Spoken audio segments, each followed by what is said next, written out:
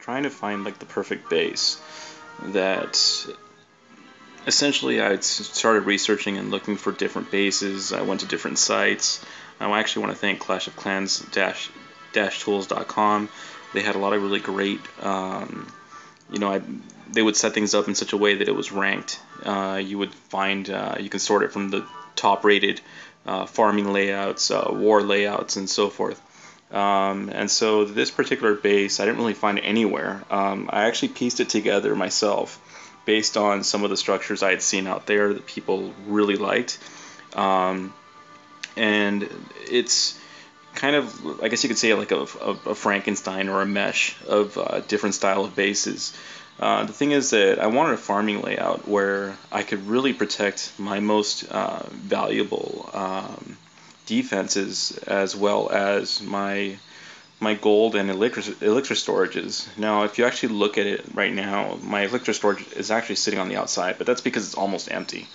I mean, I really only have like 1100. That's because I just finished upgrading my barbarian king, and I actually have, if we go up here, you'll see that I'm currently upgrading the hog riders to level 2. So that was pretty expensive, but for a moment there I did have it pretty filled up, and there was a couple times I actually got rated for about 1100 in dark elixir. And for everyone out there that doesn't have an elixir collector and you're at, you're still at Townhall 7 like me, it's pretty hard to gather up dark elixir. It takes some time. It takes a lot of patience, and when you have it, it really makes you angry when somebody goes in and steals it from you. So I kind of wanted a base that would kind of give it all. The thing is that with Townhall 7, and I'm sure a lot of people know this and would agree with this point, is that you don't have a sufficient amount of walls, essentially, to really protect everything. I mean, it's a lot more than obviously in Townhall 6, and definitely a lot more than Townhall 5, and so on and so forth. But you kind of feel like, they're going to break in at one side, and even if they don't take all of it, they're going to take half of it. And at this point, when you're in Townhall 7, you have some upgrades. Like, for example, for me to get to Townhall 8, it's going to cost me 2 million in gold. Well, if you get attacked by another Townhall 7, Townhall 8, or somebody even in a Townhall 6, and they happen to get through to half of what you're going to collect, they're going to get easily 100,000, a couple 100,000 when you're trying to save up for some of these really big upgrades. I mean, I know that right now I'm upgrading the Teslas, and those were about $1 million a piece right there, so that was about 2 million I had to save up. So I really wanted to protect, if not all of it, then actually the grand majority of it. There's different approaches to it, but so this is what I wanted to do as well. If you'll notice, I have my air defenses on the outside. One of them is being upgraded currently. I wanted them semi-protected. They don't look like they're very protected because they're kind of on the outside, but if you look at them, they're actually being surrounded by this archer tower here, this cannon right here, and even another cannon over here, right? And this one kind of gives it a little bit of coverage as well. So, and then, yeah, the barbarian king isn't actually going to cover that very well, but the mortars and so forth will actually cover it as well. So if any giants do happen to get to it, it's pretty much well covered by several. And then, as you'll see, also I have little spring traps located in certain locations, and we all know that when giants bunch up together, that as I'll show you in a second, that we know that they will typically collect and go over that area, and if you're lucky, you're going to send about 6, 7, 8 giants, flying up in the air, and that's less for you to have to worry about. And it's pretty crucial to most people's attacks.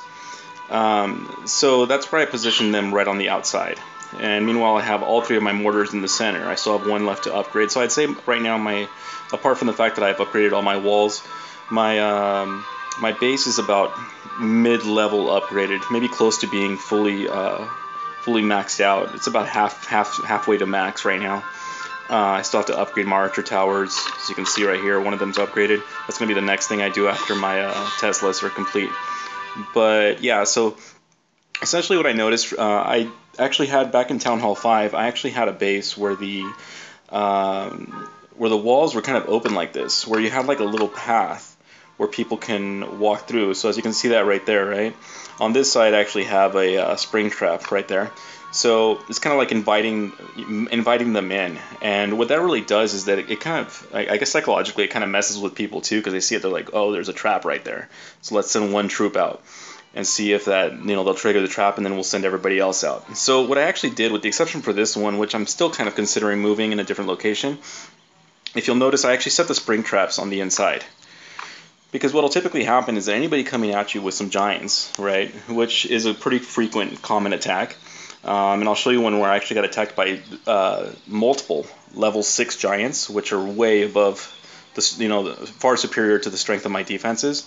They came into this area and they really took on these cannons, took them out, and I knew that was going to happen. I mean, these guys are, honestly, the cannons are kind of set as bait for the giants. So the giants went in, they took out the cannons, and then when they spread apart, boom, they hit the spring traps, and a few of them went flying. So actually, without me, talking much more here, let me go ahead and show you a replay of an attack that came on me, and it was actually a revenge attack. So I kind of had it coming. I guess the guy thought he was pretty well adept to take on my base, because he was, I believe, a Townhall 9, and I'm a Townhall 7.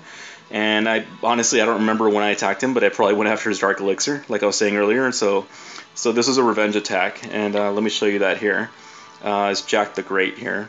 And so I did lose right there, but you're going to see how this works out. As you can see, 15,000 and 15,000. As you can see, he could have taken 140,000. And my main goal here is not to save trophies. It's mostly to protect my resources. So now if you look down, he sends a couple giants. He's being smart about it. He sees an opening, and now he figures, okay, good to go. So he sends all of the giants. Behind the giants, as typical, we send wall breakers. Now look at the misdirection of the wall breakers.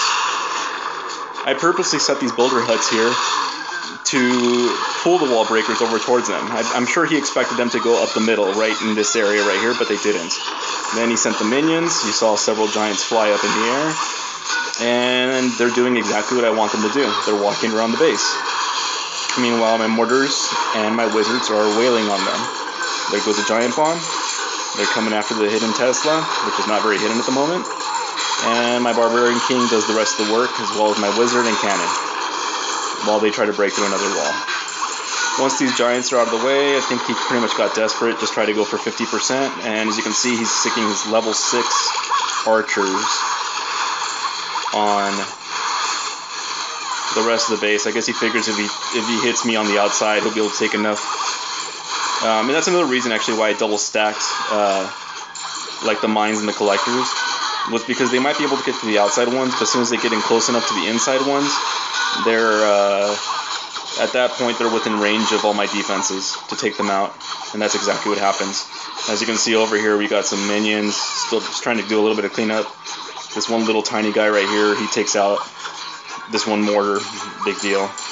He goes for the gold next, but my wizard towers are within range to protect the gold and elixir.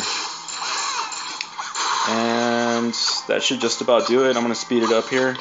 Let's go to 4, and he's just kind of taking things on the outside at this point. And once he takes out that one right there, he doesn't really stand a chance. He's down to 1 minion.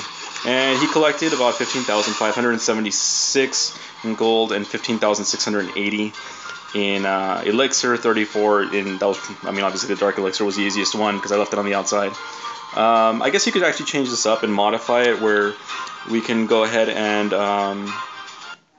if we really wanted to protect the dark elixir, I guess take out one of the mortars, reposition it, and put the dark elixir up in the center.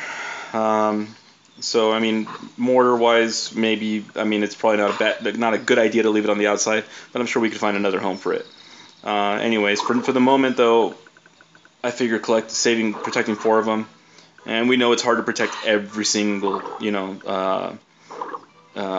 what's it called? Every single storage unit that we possibly have. Regardless, every single base has some kind of an opportunity. But I think this base worked out really well, and the main reason is because it throws off their wall breakers. You saw the way 8 wall breakers came at the builder's hut, which is really insignificant. But that's the AI working to your advantage. That's how you exploit the AI. So yeah, if you have any comments, feel free to post down below. Let me know what you think. I really think this base is a pretty strong base, and it's been working out pretty well for me so far.